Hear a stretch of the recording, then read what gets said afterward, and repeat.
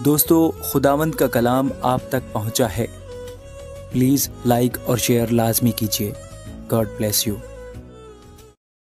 اعمال 24واں باب۔ 5 دن کے بعد حنانیہ سردار کاہن بعض بزرگوں اور ترتلس نام ایک وکیل کو ساتھ لے کر وہاں آیا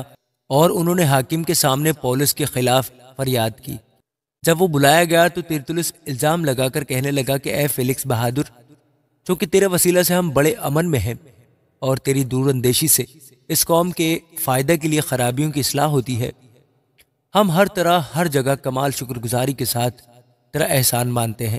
مگر اس لیے کہ تجھے زیادہ تکلیف نہ دوں میں تیری منت کرتا ہوں کہ تو مہربانی سے ہماری 2 باتیں سن لے، کیونکہ ہم نے اس شخص کو مفسد اور دنیا کے سب یہودیوں میں فتنہ انگیز اور ناصریوں کے بدعتی فرقہ کا سرگرو پایا۔ اس نے ہیکل کو ناپاک کرنے کی بھی کوشش کی تھی اور ہم نے اسے پکڑا اور ہم نے چاہا کہ اپنی شریعت کے موافق اس کی عدالت کریں، لیکن لوسیاس سردار آ کر بڑی زبردستی سے اسے ہمارے ہاتھ سے چھین لے گیا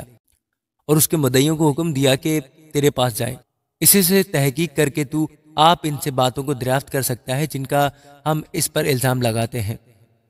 اور یہودیوں نے بھی اس دعویٰ میں متفق ہو کر کہا کہ یہ باتیں اسی طرح ہیں۔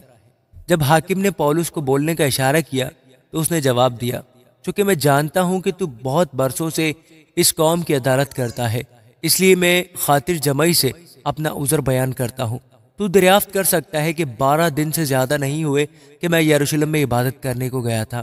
اور انہوں نے مجھے نہ ہیکل میں کسی کے ساتھ بحث کرتے یا لوگوں میں فساد اٹھاتے پایا، نہ عبادت خانوں میں، نہ شہر میں، اور نہ وہ ان باتوں کو جن کا مجھ پر الزام لگاتے ہیں تیرے سامنے ثابت کر سکے۔ لیکن تیرے سامنے یہ اقرار کرتا ہوں کہ جس طریق کو وہ بدعت کہتے ہیں اسی کے مطابق میں اپنے باپ دادا کے خدا کی عبادت کرتا ہوں، اور جو کچھ توریت اور نبیوں کے صحیفوں میں لکھا ہے اس سب پر میرا ایمان ہے، اور خدا سے اسی بات کی امید رکھتا ہوں جس کے وہ خود بھی منتظر ہیں کہ راست بازوں اور ناراستوں دونوں کی قیامت ہوگی۔ اسی لیے میں خود بھی کوشش میں رہتا ہوں کہ خدا اور آدمیوں کے باب میں میرا دل مجھے کبھی ملامت نہ کرے۔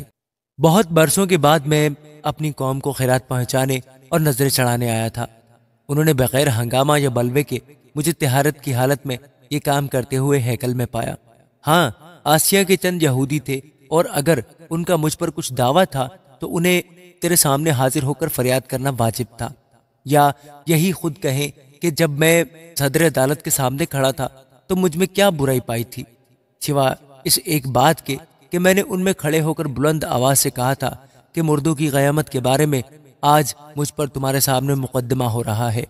فیلکس نے جو صحیح طور پر اس طریق سے واقف تھا یہ کہہ کر مقدمہ کو ملتوی کر دیا کہ جب پلٹن کا سردار لوسیاس آئے گا تو میں تمہارا مقدمہ فصیل کروں گا،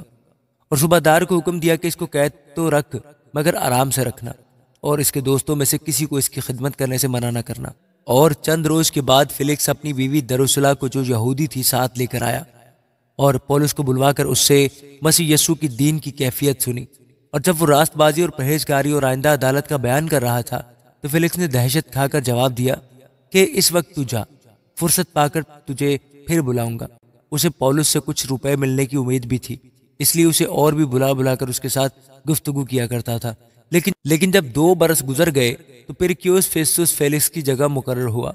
اور فیلکس یہودیوں کو اپنا احسان مند کرنے کی غرض سے پولس کو قید ہی میں چھوڑ گیا۔ آمین۔